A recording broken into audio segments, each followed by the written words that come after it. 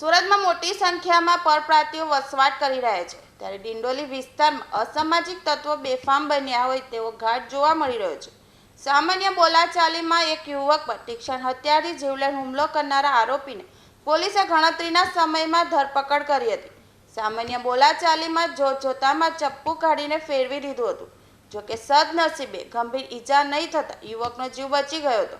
પૈસાની લેતી દેતીમાં વાત કરવા પહોંચ્યો અને હુમલો કર્યો હતો.